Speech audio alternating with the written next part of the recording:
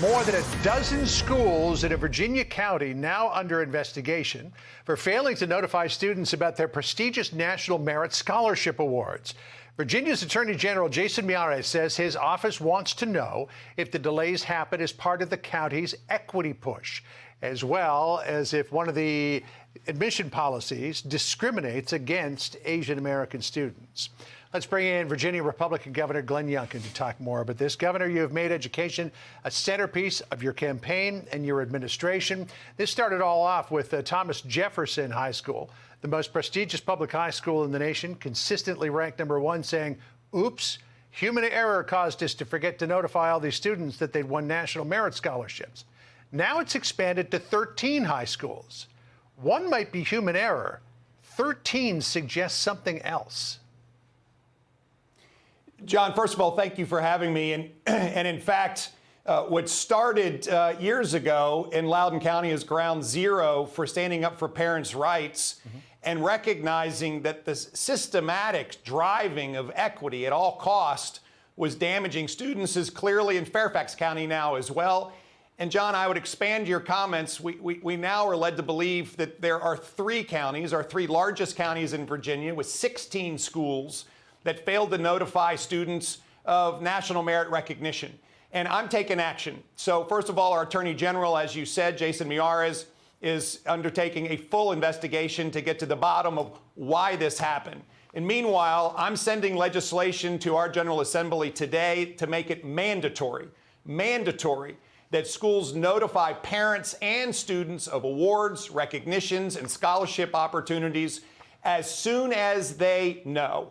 This is not going to happen again. There's clearly has been an effort to bring down the standards for our students in Virginia, to stop celebrating excellence. And this is counter to everything we believe. I mean, this nation was built on the idea of building a better future, of striving and achieving. And here we have what appears to be three large school districts in Virginia who have been systematically withholding information about excellence. This is so counter to everything that we believe. We're going to get to the bottom of it through our Attorney General, and we're going to get legislation passed that makes it illegal to do this again. For anybody who's just tuning in who thinks that this is just now happening or this information was withheld from students or parents, Governor, for days or weeks or months, that's just not the case. In fact, the woman who broke this story, she's a journalist, but she's also a mother with a child at Thomas and Jefferson School, Jefferson High School. She's a mother in Fairfax County. She broke this story December 21st. She said she didn't learn that her son, who graduated from Thomas Jefferson for science and technology in 2021, was a National Merit Commended student until 2 years after he was supposed to receive the award. I mean, that has huge consequences for families. Yeah, it's just absolutely atrocious for families, and it is unacceptable, clearly, to withhold this kind of information to students who are excelling when they want to apply to colleges. I mean, this is described as a golden ticket when you're a national merit finalist. The Attorney General is investigating all of this under the Virginia Human Rights Act, and we're going to find out. But there clearly is a real suggestion that the civil rights have been violated, and we need to understand what's at the heart of this. I mean, let's just remind ourselves that we do have a superintendent of schools in Fairfax County who claimed that equal outcomes for all students at any cost was her top priority. They've hired in equity consultants in order to drive this mentality. It is a relentless pursuit of equity that would damage the prospects of students. In Virginia, we're going to work to raise the ceiling and the floor. We're going to make sure that our children can soar, but we are certainly not going to put a cap on them, which is what this relentless pursuit of equity is all about. And it is not just not consistent with Virginia values, it's inconsistent with American values.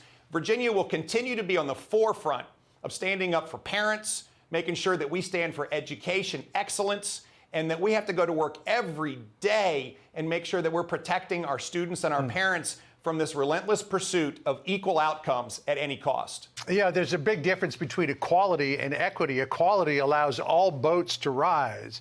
equity torpedoes the highest floating boats, so it makes it look like the lower floating boats are doing better. Bill McGurn has talked about this for a couple of years in the Wall Street Journal, calling it the new structural racism. Here's what he said about it earlier this week. Affirmative action intended as a benevolent effort to prevent discrimination has hardened into an ugly war on achievement. What makes Asian American achievement so resented by our equity warriors is that it exposes as false the narrative about an irredeemably racist America where minorities can't succeed. This progressive disdain for Asian Americans is amplified by a resentment of moms and dads who believe they should have a say in their kids' educations. Turning point in your campaign was when Terry McAuliffe said, "I don't think parents should be telling schools what to teach." And now we see that becoming institutionalized with what Bill McGurn believes is new structural racism against Asian Americans, Asian American students and their parents who care about what's happening to their kids in school. Yes, and what started as a suggestion of a clerical error at one school clearly is a shared belief that withholding these accolades from what is a disproportionate Asian population is acceptable. It is not. I believe it does violate our Virginia Human Rights Act. Our Attorney General is going to work, Jason Miyares, to find out. I mean, Jason's team has done great work in Loudoun County. We exposed the cover-up of the sexual assault that the school board and the superintendent undertook. And here we are in these counties again, Fairfax, Loudoun, and Prince William County, with the same challenges. Virginia's parents deserve to know what's going on in their children's lives, and we will make sure we defend that right. And excellence in education should be celebrated, not withheld from students. This is a core value that we're going to protect in the Commonwealth of Virginia. Governor, I want to ask you also about a revelation from the Virginia Attorney General telling Fox News that Fairfax County paid a so-called equity consultant $450,000 for less than 9 months of work. Is that person at the center of this decision? What do we know about that so far?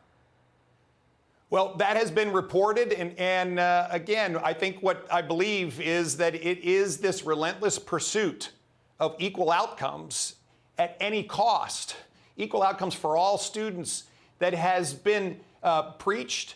And it has been trained into administrations, and this $450,000 contract is just yet another example. And therefore, it is not surprising to suggest that for this to be pervasive across Fairfax County, but also Loudoun County, and now it appears Prince William County, is something that we have to fully investigate. There should be full transparency in these kinds of expenditures, particularly when they're teaching and training a methodology and a belief system that is so counter to excellence, so counter to making sure that students are allowed to achieve and do their best. Again, it is such an anathema to everything we believe. And when in America did it become wrong? When in Virginia did it become wrong to excel and achieve to the point where your achievement's going to be withheld and you're going to be disadvantaged from being able to apply to early admission and to scholarship opportunities in college? This is just so fundamentally wrong. I believe it's pervasive. The Attorney General will get to the bottom of it, and I believe people will need to be held accountable.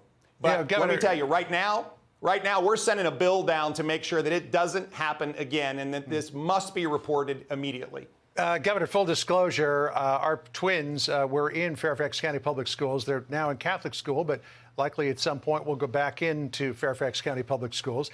This controversy falls on the heels of the one that we talked about the last time we chatted with you, and that was Fairfax County Public Schools allowing students to change their gender pronouns, use the restroom of their choice, use the gym locker room of their choice without parents being notified. And a lot of parents are looking at that and this and saying, what in the world is going on in that school district, which we should point out is one of the most prestigious school districts in the nation?